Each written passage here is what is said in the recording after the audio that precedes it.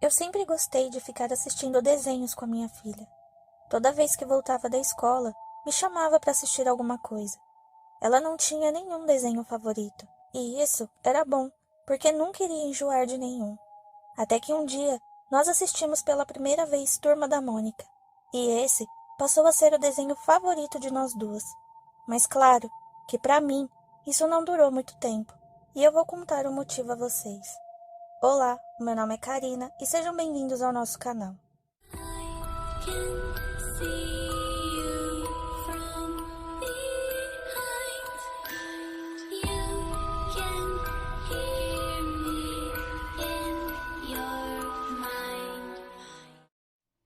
Na primeira vez que minha filha assistiu Turma da Mônica, ela logo se apaixonou por todos os personagens, mas o que ela mais gostou foi o Cebolinha. Então, começou a me pedir tudo referente a este desenho, mais especificamente do Cebolinha. Claro que não havia problema nenhum em comprar essas coisas, afinal, ela merecia por ser uma menina boazinha.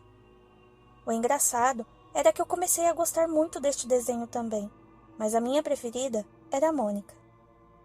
Os dias foram passando e aqueles desenhos que assistíamos antes acabaram ficando no esquecimento, pois a minha filha e até mesmo eu só queríamos assistir a Turma da Mônica.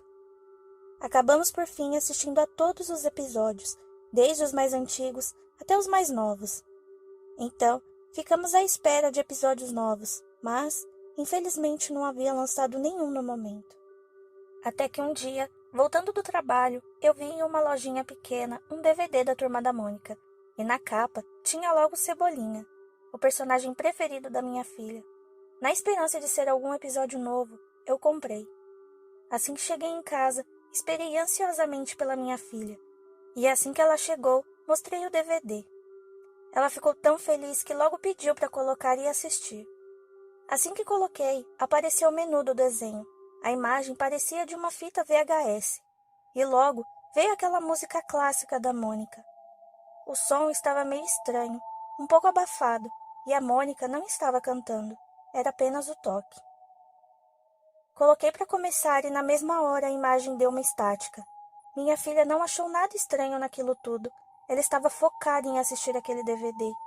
Eu, por outro lado, estava meio desconfiada, mas pela minha filha, decidi deixar o desenho rolar. Imediatamente, com aquele tom de desenho antigo, apareceu Cebolinha, e em seu quarto bolando um plano contra a Mônica.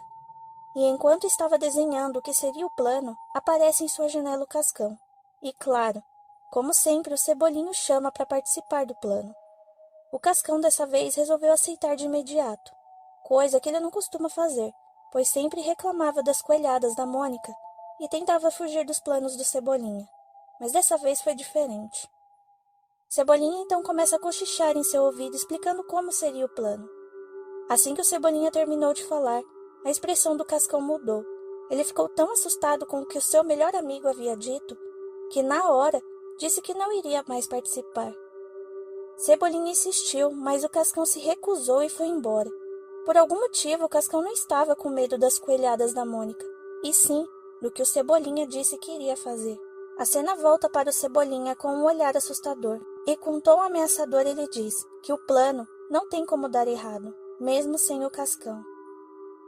Na hora, olhei para minha filha, e parecia que ela estava hipnotizada com aquele desenho. Eu não estava conseguindo entender como ela não ficou assustada com a voz e com o rosto do Cebolinha. Assistindo aquilo, reparei que no quarto do Cebolinha haviam vários desenhos da Mônica sendo derrotada por ele, mas de um jeito bem assustador.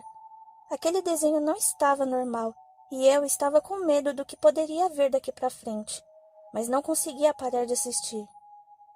Assim que Cebolinha finaliza o plano, ele vai à procura da Mônica. Ele a encontra sentada no chão brincando com suas bonecas.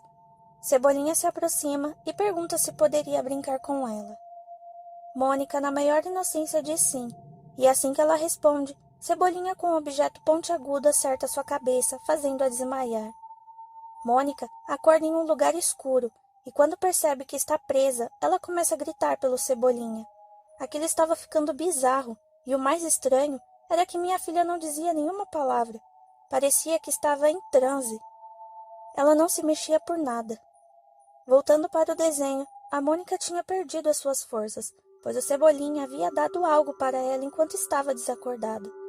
Algo que ele obrigou o Franjinha a preparar. Assim que o Cebolinha apareceu, sem dizer nenhuma palavra, ele começa a fazer o que queria há muito tempo: derrotar a dona do bairro. Na mesma hora, a imagem começa a ficar ruim e um som alto de estática começa.